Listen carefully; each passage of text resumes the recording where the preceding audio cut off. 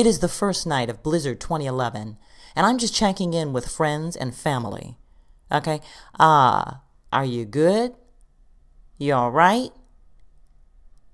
You shouldn't be walking, talking, thinking, flying, driving, or doing anything outside right about now. But I did want to just reach out to everybody and let them know I'm pretty good. Me and the cat are okay. And let's just get a quick look outside just so you can see. This is outside of my window right now.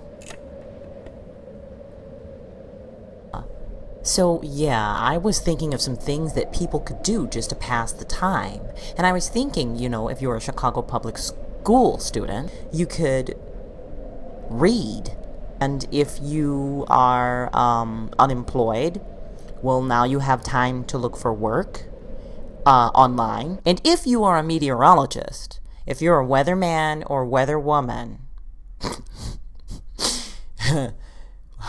I don't know what to tell you. You're probably not the most favorite, the most well-liked individual right about now. Not unless you're trying to give us tickets to Miami. And if you are a retailer, why don't you have a winter sucks sale in which we get at least 50% off?